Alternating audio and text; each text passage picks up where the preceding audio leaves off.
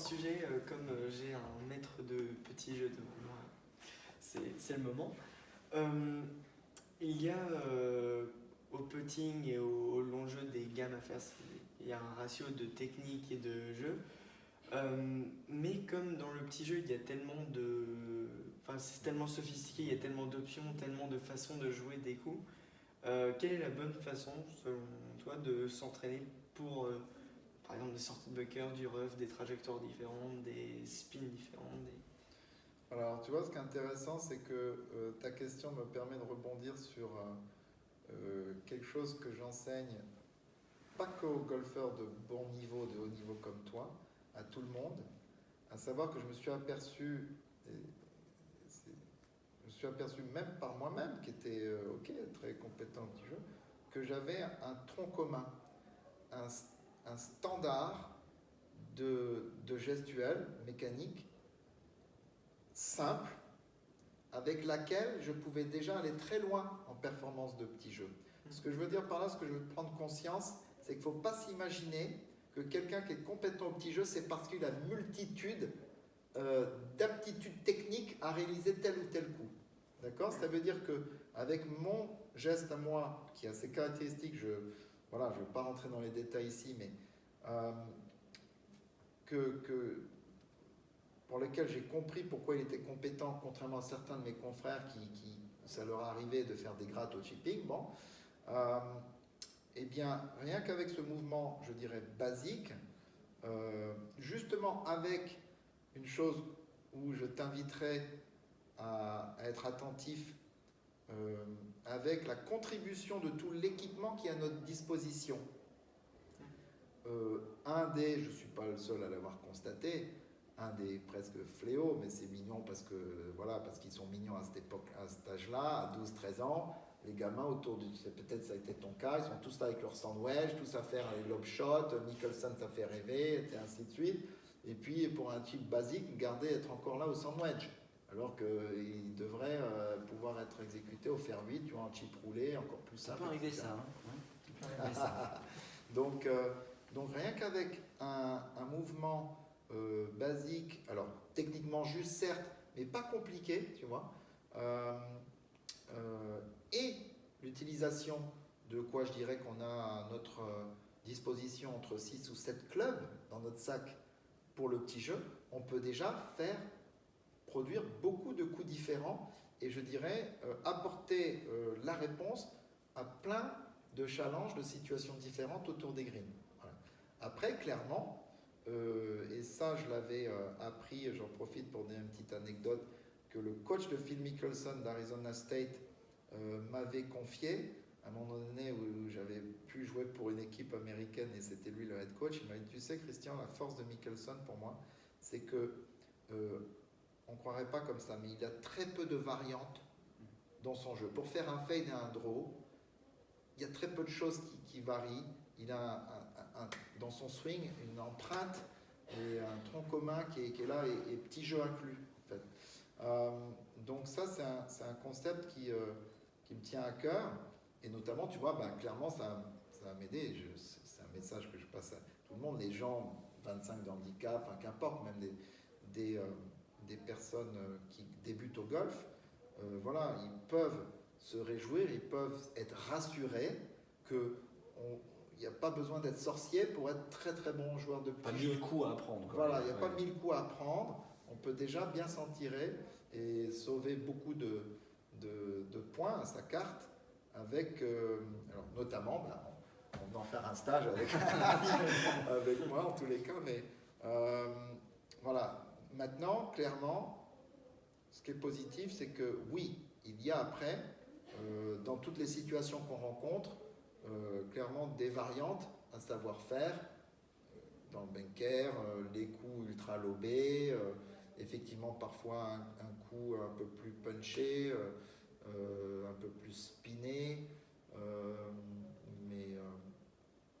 mais voilà, c'est ça. Voilà, Est-ce que ta question peut te soulever de dire comment on construit une séance par exemple, ou comment on programme un travail sur une durée ou Ah ouais, c'est un peu ça, mais c'était aussi d'un point de vue technique. Enfin, je vais ramener un exemple d'aujourd'hui, je suis allé m'entraîner je faisais des sorties de bunker, il y en avait ultra lobé, c'est pas le problème parce que face ouverte, Ouais. gros swing.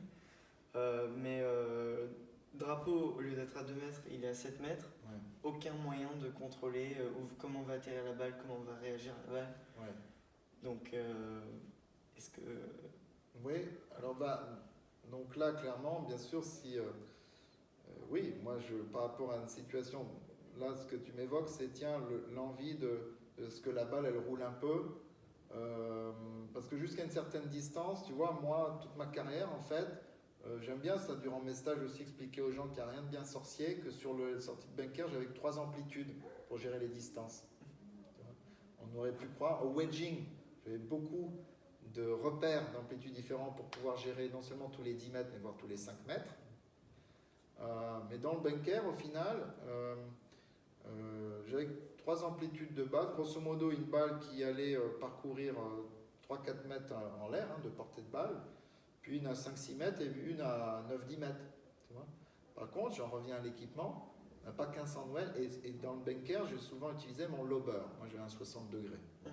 Beaucoup de jeunes ou d'autres joueurs ont des 58 degrés ou 60 degrés. Voilà, dans le cas que tu me mentionnes, si à un certain moment la situation fait que tu n'es pas trop enclin et confiant à aller porter la balle à ce fameux drapeau qui est à 10 mètres de toi, et que tu préfères, parce que justement, pourquoi pas, il y a un obstacle d'eau derrière, tu préfères la jouer un peu plus cool, la faire pitcher à 4-5 mètres et la laisser relisser, ça, tu vas à ton 56 degrés, voir ton gap wedge, 52 degrés, plutôt de faire ton plein swing, tu fais un demi-swing, ça va donner ce type de résultat tu comprends? Donc oui, il y a après, c'est intéressant alors, par exemple, moi je serais là, on serait en session, je te suggérerais cela, derrière, on ne va pas l'entériner avant que toi, tu puisses constater par toi-même que tu es capable de le produire, que ça te convient dans les sensations, et qu'au final, tu en dégages un plaisir qui te fait croire en confiance, et qui dit, super, maintenant j'ai ma solution, telle situation, comme ça je vais plutôt gérer ça, puis on va discuter. Alors après, voilà, encore une fois, on l'a déjà évoqué, mais en probabilité, en tous les cas, tout de suite, effectivement, s'il n'y a pas une trop grosse lèvre, si les greens sont consistants et que tu sais, tu parlais de spin, je ne sais pas trop comment on va réagir, mais ça c'est un travail notamment de préparation en amont. Alors si tu te trouves un green d'entraînement, bon, ben, les premières balles, je te conseille d'aller marcher, d'aller regarder un petit peu, sentir sous les pieds la fermeté des greens, ainsi de suite. Après, tu vas avoir plusieurs sorties tu vas pouvoir constater la nature et la fermeté du green. Mais pour ce qui est du parcours, c'est à ça que servent les parcours de reconnaissance et à ça que servent des parcours de reconnaissance avec toute l'attention et la qualité attentive nécessaire à penser, à préparer toutes les situations qu'on est susceptible de trouver durant la compétition. C'est pas une bonne chose, à mon sens, de faire qu'un match avec le copain en partie dans le reco. Faire une super partie avec tous les bons coups, alors que oui. Voilà, en tout cas, si tu joues un match parce que tu joues une balle, il ne faut pas oublier de dropper les 2-3 autres balles. En tout cas, l'un ne doit pas venir, tu vois. Ok, le reco, c'est pas juste une partie amicale, ça fait partie du job, ça fait partie de la compétition. Ah oui, moi, clairement, toutes tes parties de reconnaissance avant, puisque toi tu es au niveau Grand Prix, maintenant tu joues les Grands Prix. Voilà, oui, je me répète, ton job, c'est d'être super attentif à une multitude de détails. De toute façon, déjà le carnet de parcours, les bunkers où est-ce qu'ils sont placés, comment dirais-je, les portées de balles, qui va te dicter tes stratégies. Tu es confiant au driver, tu vas, ok, pour ce trou-là, décider que tu vas te permettre d'aller agressif.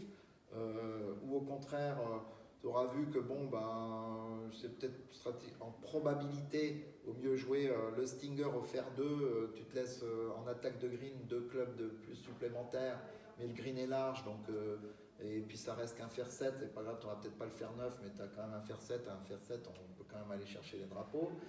Tout ce type de... Alors, reconnaissance, c'est aller constater, qu'est-ce qu'ont donné les conditions climatiques des jours précédents par rapport à ce parcours, type d'herbe, fermeté, nature du rough, pareil, fermeté, voilà, le type de sable, fermeté, green, type d'herbe, fermeté, vitesse, green, pareil pour les fairways, est-ce que ça roule, est-ce que ça roule pas, est-ce que sur un parcours où il est susceptible d'avoir beaucoup de vent, si, j'ose presque dire, tu sais, par exemple, on évoquait les links plutôt. Si tu vas avoir par exemple un tournoi sur 3 tours au Touquet sur le links, il y a de fortes chances qu'il y ait à un moment donné le vent qui souffle. D'accord ? Ce que je ne te souhaiterais pas, c'est d'avoir une partie le jour de l'entraînement où il n'y a pas de vent. Pour moi, ça ne serait pas de bol. Parce qu'en termes de préparation, ça n'a rien à voir avec ce qu'on va trouver. Et là, notamment, d'ailleurs, je crois qu'avec mon fils Damien, tu avais été au Grand Prix du Touquet. Il y avait tempête de vent. Là, c'était le contraire, c'était une tempête de vent. Alors là, c'est vraiment pas de bol non plus. Parce que, je veux dire, oui, en tout cas, ça te met dans les conditions difficiles. Mais là, ça demandait à taper des coups tellement extrêmes. Il y a atypique, tellement atypique. Clairement, j'en parle d'expérience parce que j'ai un mauvais souvenir de British Amateur où pendant les 2 tours de qualification, j'avais superment bien tiré mon épingle du jeu. Écoute bien, 180 joueurs, d'accord ? Bon, British Amateur, le plus haut niveau mondial quand même, quelque part, ça vient un peu de partout et tout. Je fais 76-76. Donc, mauvais scoring. Imagine bien, 76-76, deuxième des qualifs. Ah ouais. Tu vois un peu les conditions Les conditions devaient être ça soufflait dur. Après, ça passe en match play. C'était à Carnoustie. Bon, il y a le parcours aussi. Hein. Oui, Carnoustie, on a tous vu les gars galérer au British Open, etc. à la télé. Premier tour, premier ou deuxième tour, qu'importe, je ne me rappelle plus. Pas un pet de vent, plus rien. J'étais perdu. Ah ouais. J'ai pas bien joué, perdu. Bon, enfin, voilà. Donc, ce genre d'expérience, bon, bah, on peut que les vivre et puis du coup, ça fait partie des prises de conscience qui nous permettent d'être, voilà, de mieux se préparer les prochaines fois. Ça veut dire qu'en tous les cas, pour venir à l'exemple, si tu es en parcours d'entraînement où il n'y a pas un pet de vent ce jour-là, mais tu sais que vraisemblablement il va y en avoir, eh ben, fais quelques coups punchés quand même, quelques coups bas, pour préparer ce jeu de links qui est, voilà, c'est le type d'exemple. Donc, stratégie, oui, après, clairement, les mises en jeu, les choix de club,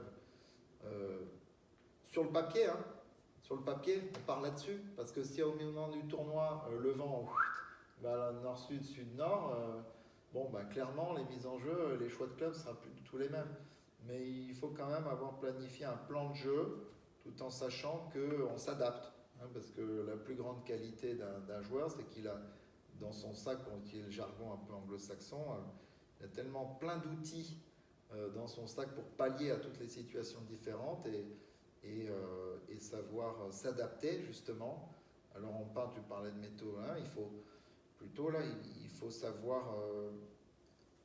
clairement, tout le monde a le droit de ne pas aimer swinger en tenue de pluie. Tout le monde a le droit de ne pas aimer devoir tenir le parapluie.